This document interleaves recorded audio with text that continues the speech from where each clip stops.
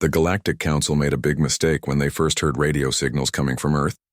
They looked at the humans and decided they were weak and easy to control.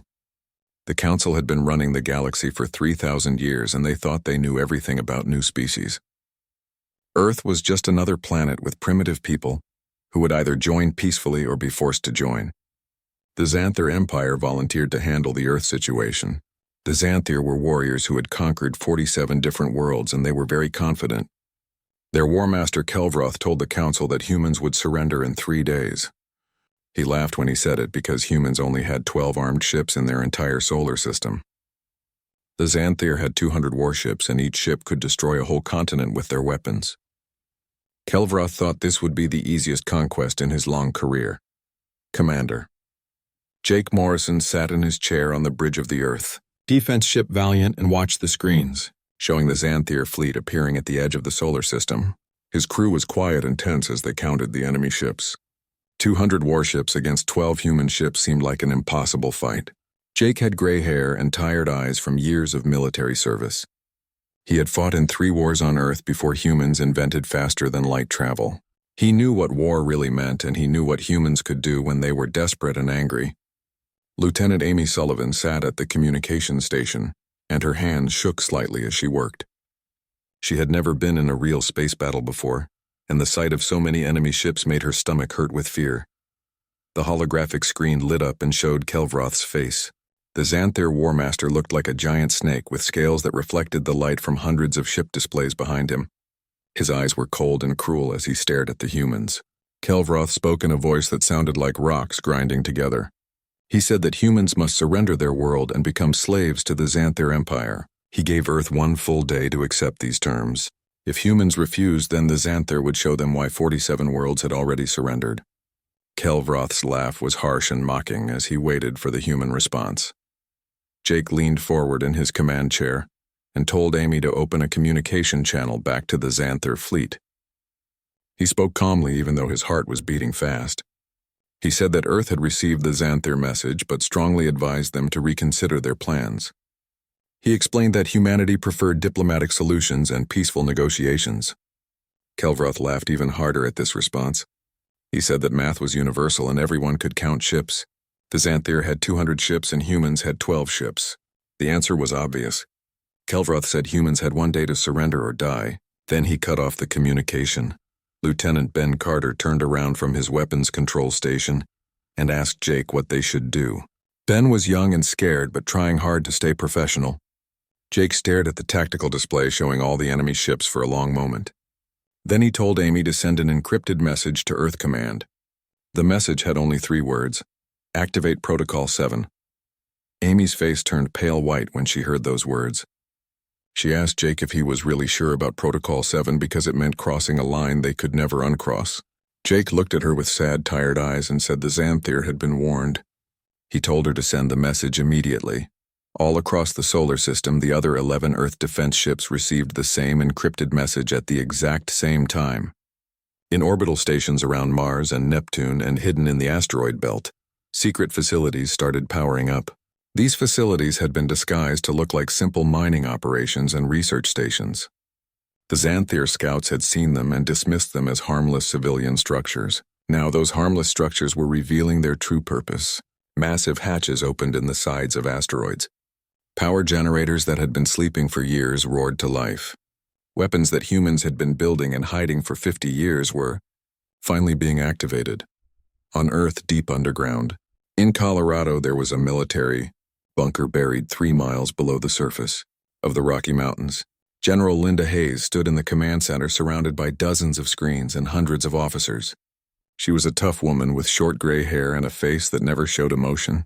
She had spent 30 years preparing for this exact moment.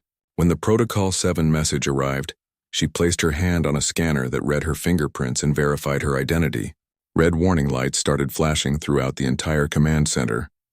Linda spoke into the communication system that connected to every human military unit in the solar system.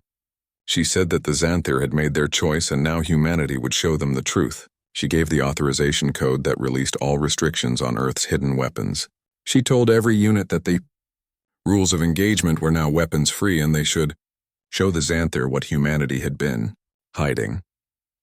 In the asteroid belt between Mars and Jupiter, structure that looked like a mining station suddenly split open like a metal flower blooming.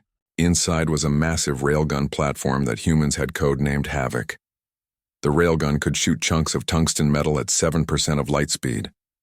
When those metal chunks hit something, they released energy equal to nuclear bombs.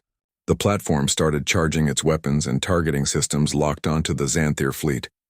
Near Neptune, another research station transformed itself into a weapons platform. This station had humanity's first directed energy weapon powerful enough to cut through spaceship armor from 3 million kilometers away. The weapon could fire a laser beam as hot as the surface of the sun. In orbit around Earth, something truly terrifying began to wake up. A structure the size of a small city that the Xanthir had catalogued as a space station was actually something much more dangerous. Hidden weapons bays opened along its hull. Power systems that had been built over decades started running at full capacity. The humans had spent 50 years building this orbital fortress while pretending to be a peaceful species just learning to explore space. Kelvroth sat in his command chair and reviewed the intelligence reports about Earth one more time. Everything confirmed that humans were primitive and weak. They had kinetic weapons that shot bullets and missiles. They had no energy shields and no advanced technology. Surely they would see that resistance was hopeless and surrender peacefully. His sensor officer suddenly called out that unusual activity was being detected throughout the human solar system. Energy readings were spiking in dozens of locations. Structures that had been catalogued as civilian were showing massive power buildups. Kelvroth waved his clawed hand dismissively and said the humans were probably just turning on their defensive systems in a futile attempt to look strong. He ordered his fleet to maintain their position and wait. When the deadline expired, the Xanthir would move in and disable the human ships quickly. He told his officers to try not to kill too many humans because they would be more useful as slaves if most of them survived. Kelvroth had no idea that he was about to learn a very painful lesson. Humanity had been preparing for this moment since the day they achieved faster-than-light travel. Humans had learned from thousands of years of warfare on their own planet. They had learned to hope for peace but always prepare for war. And when war finally came, humans knew how to fight with overwhelming and terrifying efficiency. The countdown to the deadline was ticking away, and humanity's polite diplomatic mask was about to come off forever. 23 hours had passed since Kelvroth gave humanity the deadline to surrender, and now the Xanthir War Master was receiving reports that made him very uncomfortable. His communication officer told him that Scout Group Theta had stopped responding to all messages. The Scout Group had 12 ships that were doing reconnaissance near the human asteroid belt, and suddenly all 12 ships went silent at exactly the same time. There were no distress calls and no weapons fire detected. Kelvroth straightened in his command throne and demanded that his crew scan the area where the scouts had been. The sensors showed something that made everyone on the bridge stop talking. Where Scout Group Theta used to be, there was now only scattered debris floating in space. 12 Xanthir warships had been completely destroyed in an instant. Kelvroth ordered his science officer to analyze what had happened to the scouts. The officer worked frantically at her console, checking data and running calculations. She reported that the ships had been hit by kinetic projectiles traveling at nearly the speed of light. The impact energy from each projectile was equal to several megatons of explosives. Each ship had been hit hard enough to vaporize most of its structure. Kelvroth felt a cold sensation in his stomach as he processed this information. The human intelligence reports had clearly stated that Earth did not possess weapons of this magnitude. The reports were wrong, and that meant everything the Xanthir thought they knew about humans might be wrong. Before Kelvroth could give new orders, another officer called out in alarm. A massive energy spike was being detected near the 8th planet in the solar system. The energy reading was unlike anything in the Xanthir database. It was not a reactor signature or an engine signature. It was something completely new, and the power levels were astronomical. Captain Ryan Mitchell stood on the bridge of the weapons platform that humans had codenamed Odin's Spear. He had been the commander of this station for 3 years and had trained his crew to operate the most powerful laser weapon ever built by human hands. The directed energy weapon could deliver the equivalent of a hydrogen bomb's worth of energy in a single focused beam that could reach across millions of kilometers of space. His targeting officer, Lieutenant Kelly Grant, confirmed that the target was locked. She had selected the Xanthir command carrier as their primary target. Ryan took a deep breath and thought about his grandfather who had fought in Earth's last World War, and his father who had been a peacekeeper during the unification period. Now it was his turn to protect humanity from those who wanted to conquer them. He gave the order to fire. The weapon discharged for 3 full seconds. A beam of coherent light more intense than the surface of any star lanced across the darkness of space. It struck the Xanthir command carrier on the port side and punched through the thick armor plating like it was paper. The beam carved completely through the massive ship from one side to the other. Atmosphere and crew members were sucked out into the vacuum of space. Secondary explosions rippled along the vessel's spine as power conduits overloaded and fuel lines ruptured. Kelvroth's ship shuddered violently and threw him from his throne onto the deck. Alarms were shrieking on every level of the ship. Officers were shouting damage reports. Port sections 7 through 14 were completely gone and no longer existed. Primary power was offline. Shields had dropped to 30% capacity. 16 decks were venting atmosphere into space and hundreds of crew members were dead or dying. Kelvroth pulled himself up from the deck and saw Ecor bleeding from a gash on his scaled forehead.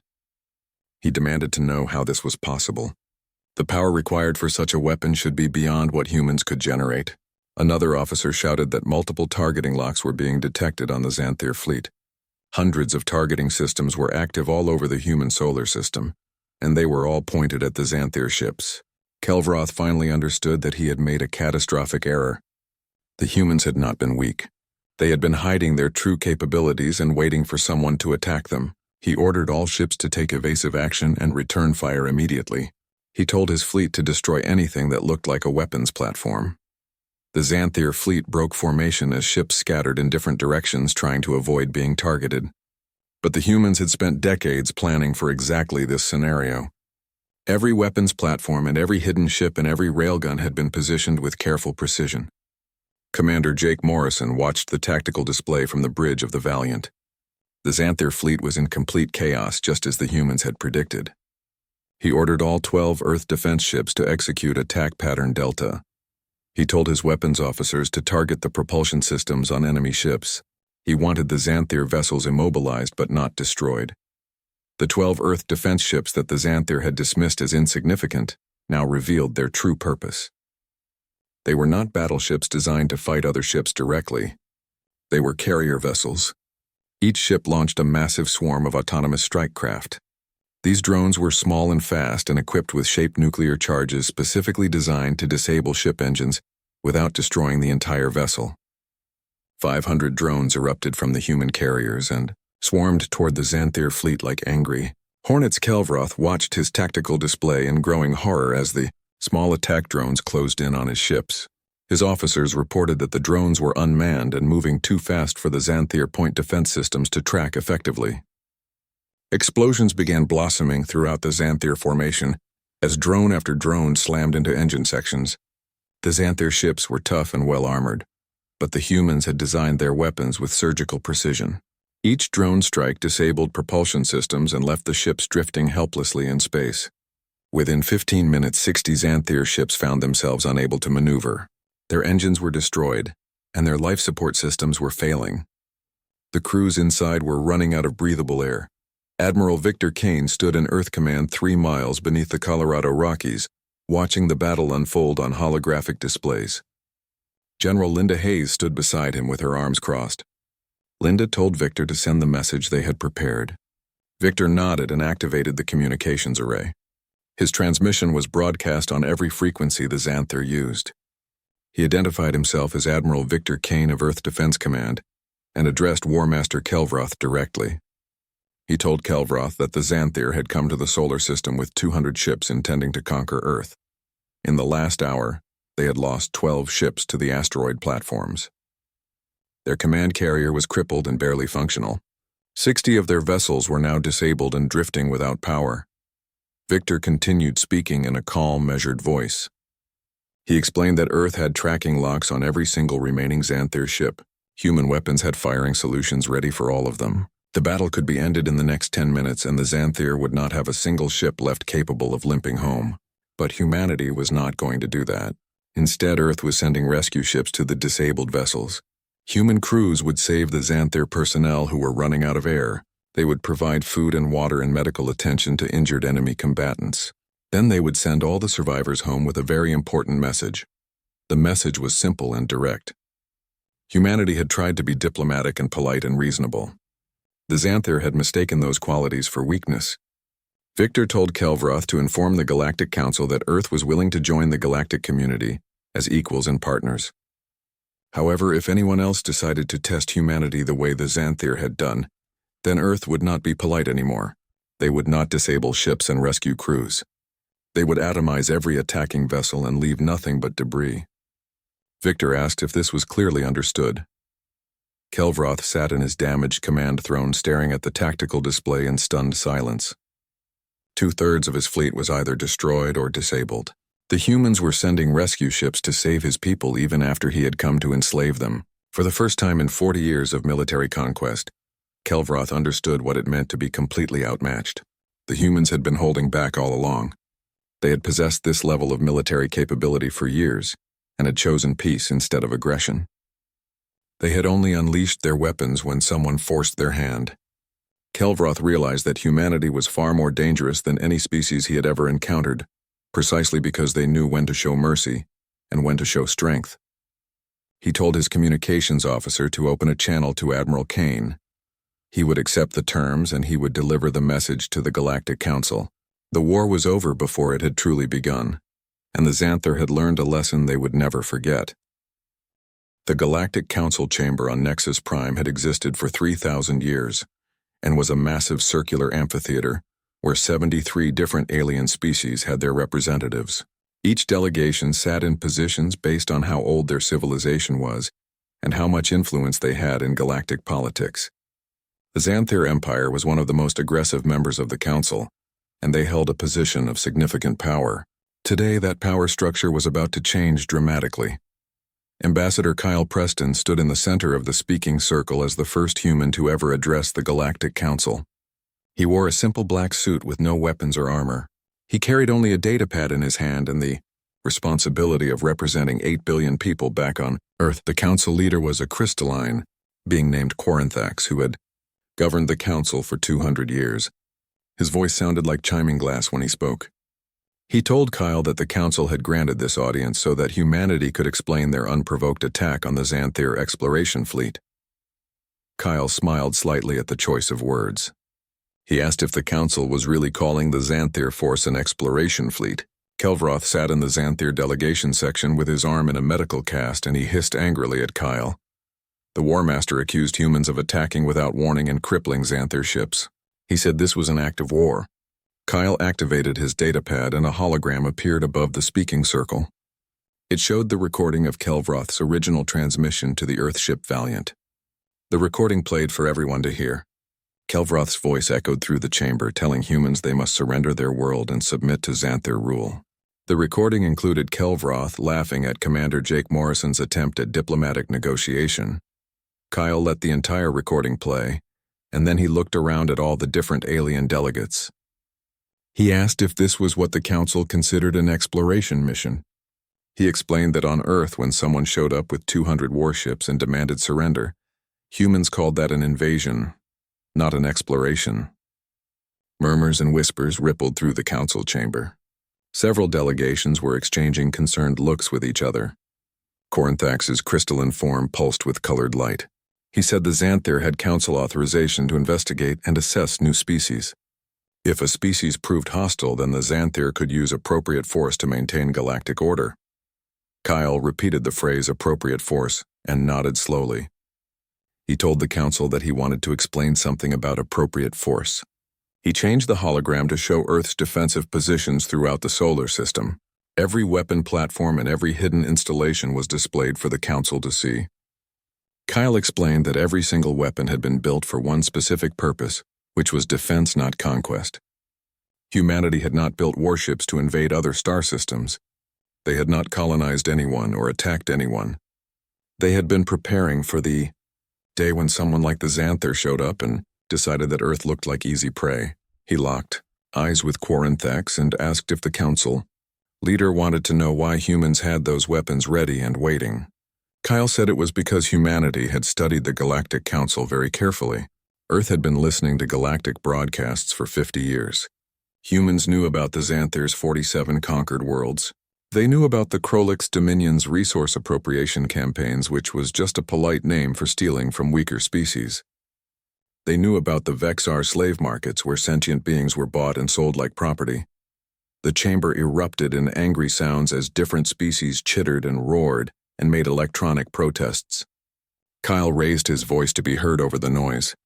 He said that humans knew half of the species in the IA. Council chamber had built their civilizations by conquering species that were weaker or slower to develop technology or just unlucky enough to have resources that others wanted. A Krolix representative who looked like a giant praying mantis shrieked that this was outrageous. The Krolix demanded an apology from the human. Kyle turned to face the Krolix delegation directly. He said he would tell them what was truly outrageous. The council had given the Xanthir permission to assess whether humans were hostile.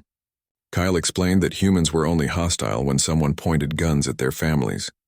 He said he would make something very clear to the entire council. Kyle pressed a button on his datapad, and the hologram changed to show not just Earth but installations throughout human-controlled space. There were massive shipyards and manufacturing facilities and weapons development centers. Kyle explained that what the Xanthir had encountered in the solar system was only Earth's home defense fleet. That was the polite fleet that humans used when they were trying not to frighten anyone. But since the council had decided humanity was a threat anyway, Kyle said he would introduce them to what humans had been building while they watched and studied galactic civilization. The hologram displayed a new class of warship under construction. The ships were sleek and dangerous looking, and they were being built in numbers that made several council members gasp in surprise. Captain Sarah Martinez stepped forward to stand beside Kyle. She was a decorated combat veteran who had lost her entire unit in the Mars Rebellion 15 years earlier. Her presence was meant to remind the council that humanity understood sacrifice and loss. Sarah identified the new ships as Warden-class battleships. She explained that each ship carried enough firepower to reduce a continent to molten slag. Earth was currently building 50 of them, and had plans for 70 more after that. Sarah said humanity had not originally intended to build these warships. They had wanted to stick with defensive platforms and hope that diplomacy would work with the galactic community. But then the council sent Kelvroth to invade Earth, so humanity was adapting to the new reality. Corinthax's crystalline form pulsed rapidly with colored light, which was a sign of agitation. He said that humans could not threaten the Galactic Council. Kyle responded calmly that he was not threatening anyone. He was simply explaining reality to people who seemed confused about Earth's capabilities.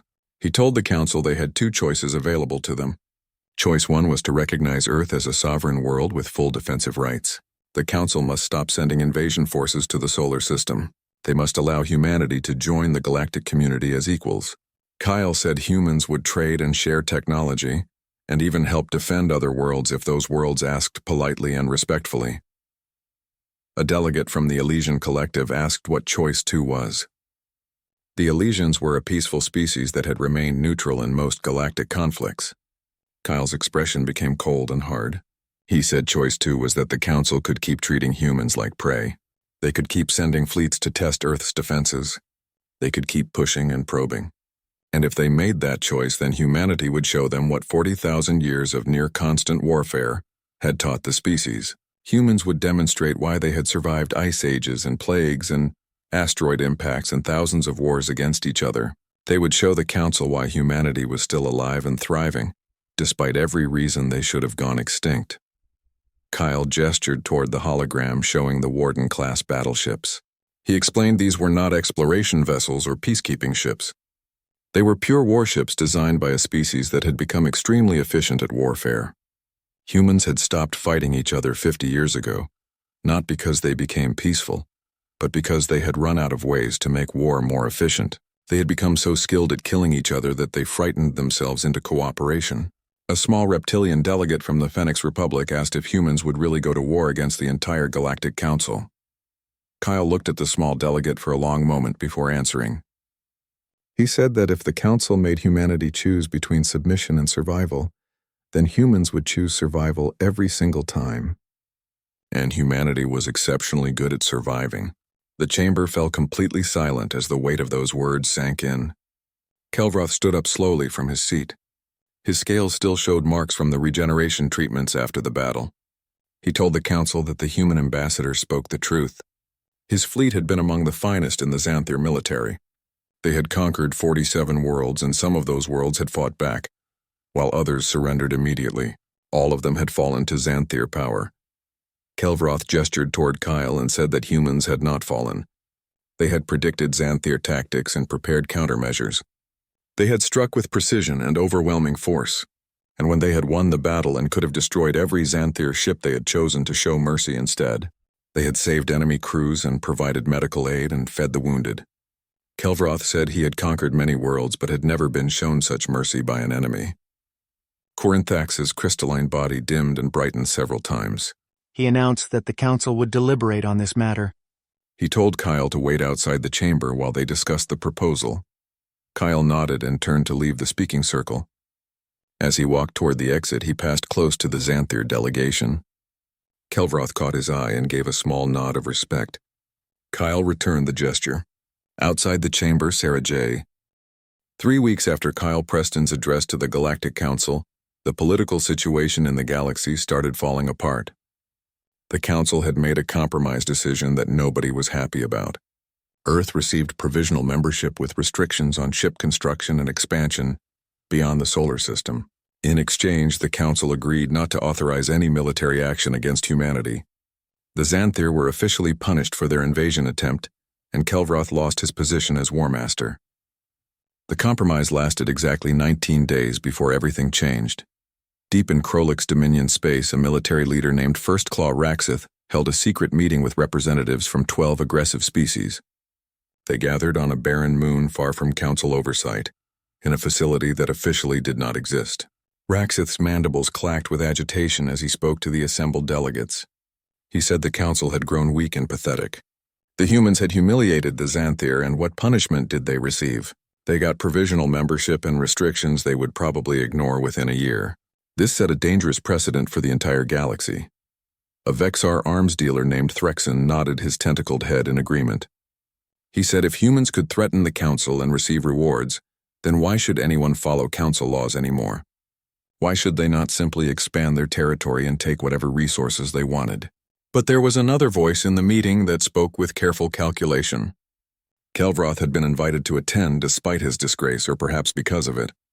The former War Master told the assembled group they misunderstood the situation completely. The humans did not receive concessions because they threatened the Council. They received concessions because the Council understood what Kelvroth had learned in Earth's solar system. Humans were not like other prey species that had been conquered before. They were apex predators pretending to be harmless prey animals. They were wolves wearing sheep's clothing. Raxith made a dismissive chittering sound and said one battle did not make humans invincible. He claimed Kelvroth's fleet had been unprepared and had underestimated the enemy. That mistake would not happen again. Kelvroth agreed quietly that it would not happen again because he was not foolish enough to attack humans a second time. He suggested that Raxith and the others exercise the same wisdom and leave Earth alone. But Raxith and his coalition were not interested in wisdom or caution. They were interested in maintaining their power, and they saw the human situation as an opportunity to demonstrate strength. Earth Admiral Victor Kane stood in a situation room with General Linda Hayes and Ambassador Kyle Preston, who had just returned from Nexus Prime. Captain Nicole Foster, who was the head of military intelligence, briefed them on the latest developments. She reported that 12 species had formed a coalition they were calling the Sovereign Alliance. Their stated purpose was to oppose Council overreach and maintain traditional territorial rights. Linda translated that into simple terms and said the coalition wanted to keep conquering smaller species without Council interference. Kyle nodded and explained that humanity's admission to the Council had frightened the aggressive species. If humans could stand up to the Xanthir and get Council protection, then other weak species might get similar ideas. The Sovereign Alliance wanted to crush Earth as an example to keep everyone else afraid. Victor asked how long they had before the Alliance attacked. Nicole pulled up a star chart showing ship movements throughout the region. She said their intelligence sources reported the Alliance was gathering a fleet at Krolik Station 7, Over 500 ships from multiple species were assembling there. The Alliance was not even trying to hide their preparations. This was meant to be an overwhelming show of force that would terrify Earth into submission. Linda studied the tactical display and said 500 ships was more than twice what the Xanthir had brought. Nicole confirmed that assessment and added that the Alliance would be better coordinated. Multiple species meant multiple tactics and fighting styles. They would be much harder to predict and counter. Kyle turned to Victor and asked about the status of the Warden-class battleships. Victor reported that the first squadron was operational, which meant 5 ships were ready. Another 10 ships were in final testing, but would not be combat ready for at least 2 months. Kyle repeated the numbers quietly to himself. 5 ships against 500 seemed like impossible odds. He said they needed to buy time somehow. Victor asked how many defensive platforms Earth could deploy beyond the solar system. Kyle pointed out that the moment they deployed platforms outside their system, they would violate the Council agreement. Victor said the moment the Sovereign Alliance attacked that agreement, would become worthless anyway. Kyle looked at the star chart showing the region between Earth and Krolik Station 7. There was a nebula called the Kraken veil that lay directly between them. He said if the Alliance came toward Earth, they would have to pass through that nebula. Victor immediately understood the plan and said they could seed the nebula with mines and autonomous drones. They could turn the entire region into a kill zone. Nicole pointed out that deploying those defenses would require ships to carry them, and those ships would be seen leaving Earth's solar system. The Alliance would know humans were fortifying the nebula. Linda said they should let the Alliance see the preparations. In fact, they should broadcast the activity openly. Make the enemy nervous and force them to spend time planning how to counter the obvious defenses. Kyle smiled and said while the Alliance watched humans fortify the obvious approach, they could prepare a real surprise for the enemy. 3 days later, the Sovereign Alliance detected 5 Earth warships leaving the solar system heading toward the Kraken Veil Nebula. The ships carried massive cargo holds full of defensive equipment. Alliance scouts watched as the humans spent an entire week seeding the nebula with mines and automated weapons and sensor networks. Raxith watched the intelligence reports with satisfaction. He told his officers the humans were predictable and building a defensive line. They would wait for the Alliance fleet to come to them, hoping their preparations would give them an advantage. A Vexar tactical officer asked if they should go around the nebula and avoid the defenses. Raxith said no because that would add weeks to their travel time. By the time they reached Earth, the humans would have more warships operational. They would take the direct route through the nebula. The Alliance fleet was strong enough to push through whatever defenses the humans had prepared. What Raxith did not know was that the 5 Earth warships at the Kraken Veil were not the new Warden-class battleships. They were older defense vessels operating openly to draw attention and make the Alliance focus on the wrong location. The 5 Warden-class ships were somewhere else entirely.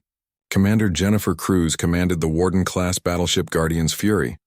She had personally selected her crew from Earth's best tactical minds and most experienced combat veterans. Right now, her ship and its 4 sister ships were in the Tyrus system, completely hidden from Alliance detection systems. Jennifer received an encoded transmission from Earth Command in her private ready room. She opened the encrypted message and read 3 simple words. They took the bait. She allowed herself a brief smile before activating the ship-wide communication system. She ordered all hands to battle stations immediately.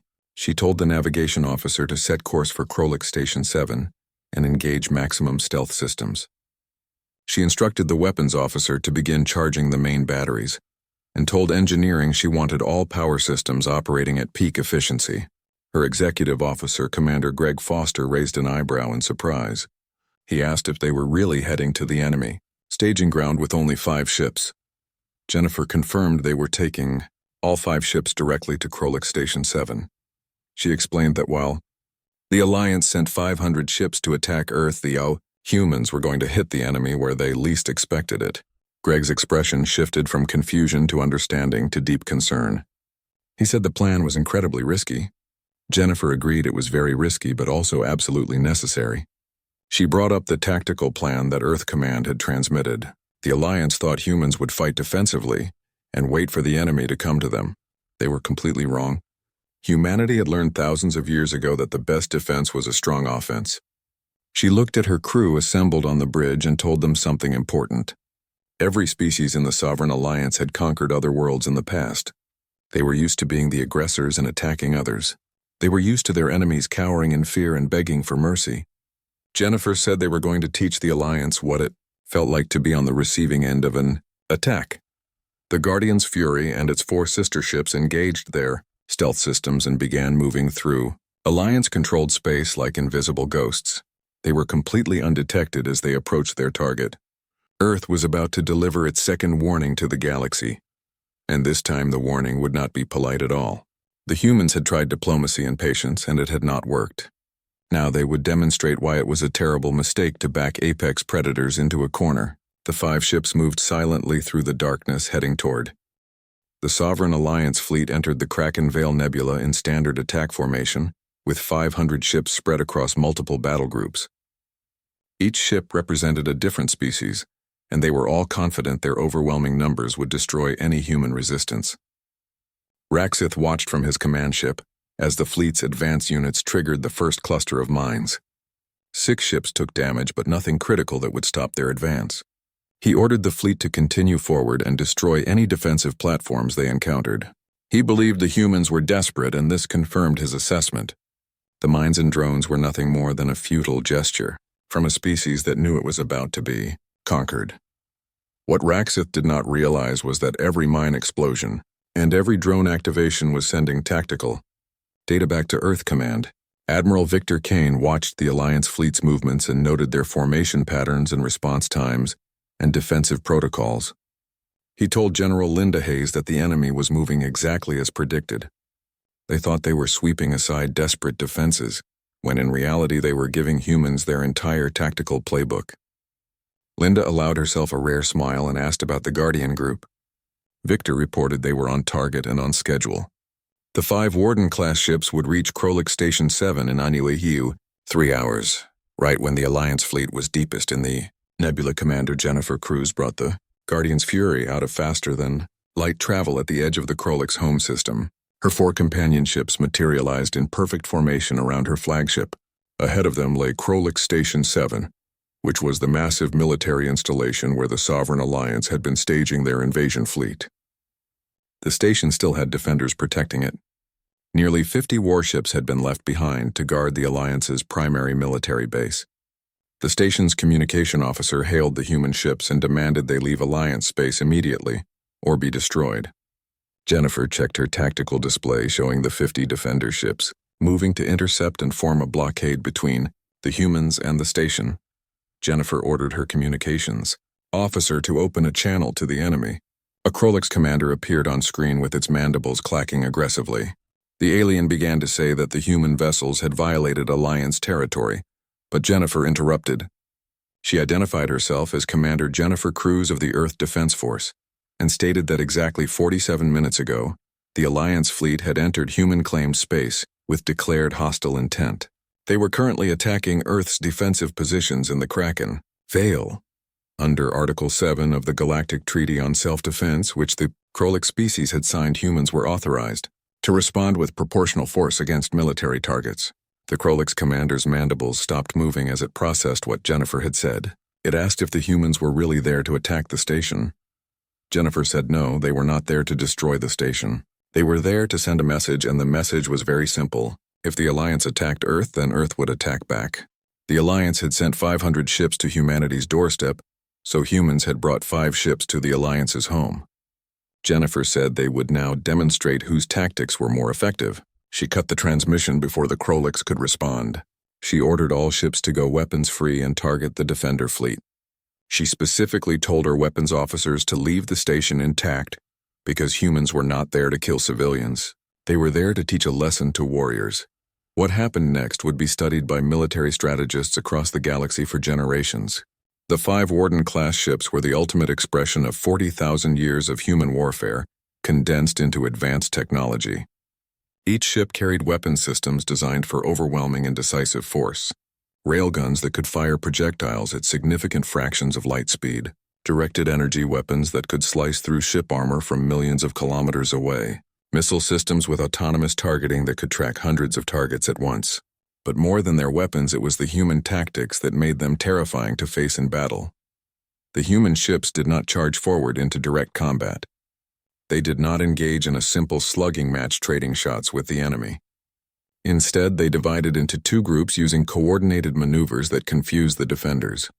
3 ships drew the defender fleet's attention with long-range missile barrages that forced the Krolix and their allies to commit their forces to counter the obvious threat. While the defenders focused on stopping the missile attack, the other 2 human ships used the confusion to move into perfect flanking positions. Lieutenant Emma Collins, who was the tactical officer aboard Guardian's Fury, called out targeting solutions with cold precision. She reported multiple locks confirmed on enemy vessels. Her firing solutions were optimized to hit engines and weapon systems with minimal casualties. Jennifer gave the order to fire. The 2 flanking ships, Guardian's Pride and Vigilant Sword, opened fire at exactly the same moment. Their railguns launched a perfectly coordinated barrage designed to cripple rather than destroy. 23 defender ships lost their engines in the first devastating salvo. 15 more ships lost their weapon systems to precision strikes that carved through armor and disabled critical systems. The remaining defender ships tried desperately to regroup and respond, but the 3 human ships that had been drawing their attention suddenly accelerated. They used their superior speed to divide the defender fleet even further and prevent any organized counterattack. The entire battle lasted only 18 minutes from start to finish. When the fighting ended, all 50 defender ships were disabled and drifting in space with their crews intact, but their combat capability completely eliminated. Not a single human ship had taken significant damage. Jennifer opened a communication channel to Krolix Station 7 and addressed the station commander directly. She said the human fleet had just disabled all of the station's defensive forces. Earth could now destroy the station itself. They could bombard the shipyards and manufacturing facilities. They could cripple the Alliance's military infrastructure for the next 10 years. Jennifer paused to let that sink in before continuing. She said humans were not going to do any of those things. Instead, she was transmitting medical aid frequencies. Human rescue ships would help evacuate survivors from the damaged vessels and provide medical treatment to the wounded. The station commander was an older Krolix named Vexril, who appeared on screen looking completely stunned. He asked why humans would show mercy when the Alliance had come to destroy Earth. Jennifer's expression was serious and sad. She said mercy was a choice that separated civilized beings from monsters. Humans would rather turn former enemies into future friends than create generations of hatred and revenge. She said she wanted Vexril to tell everyone in the galaxy exactly what happened at Krolix Station 7 today. His fleet was currently in the Kraken Vale attacking human defenses, thinking they were winning because of superior numbers. But Vexril had just witnessed what 5 human ships could accomplish against 50 enemy vessels. Jennifer asked him to imagine what would happen if humans brought 50 ships to a battle, or 100 ships, or if humanity stopped holding back entirely. Vexril's antennae twitched with obvious fear as he processed the implications. He asked what humans wanted from the Alliance. Jennifer leaned forward and told him to call back his fleet immediately. If the Alliance ships continued their attack, then humans would stop being polite and diplomatic. They would stop disabling enemy vessels. They would stop pulling their punches. The next time human and Alliance forces met in battle, there would be no survivors left to show mercy to. She said this was Earth's final warning to the Alliance and to every other aggressive species in the galaxy. Back in the Kraken Vale, Raxith was having the worst day of his military career. The human defenses were far more sophisticated than his intelligence had predicted. The mines were not just weapons, but parts of a sensor network that predicted fleet movements with frightening accuracy. The automated drones were not firing randomly, but coordinating their attacks to exploit every weakness in the Alliance formation. 30 Alliance ships had been disabled so far, and they still had not encountered the main human fleet. Raxith's communication officer suddenly reported an urgent incoming transmission from Krolix Station 7. It was Vexril, and he looked shaken and disheveled. Vexril told Raxith to withdraw the entire fleet immediately. Raxith demanded to know why they should retreat. Vexril explained that humans were not waiting at Earth to be attacked. 5 human warships had just appeared at Krolix Station 7 and disabled the entire 50-ship defensive fleet in 18 minutes. They were currently offering medical aid to wounded Alliance personnel. Vexril said these humans were unlike any enemy the Alliance had ever faced. They were not fighting to conquer territory or enslave populations. They were fighting to teach the galaxy a lesson about the cost of aggression. The color drained from Raxith's face as he processed this information. 5 human ships had destroyed 50 Alliance defenders. His fleet of 500 was struggling against automated weapons platforms. The tactical math suddenly became terrifyingly clear. Raxith looked at his Tay.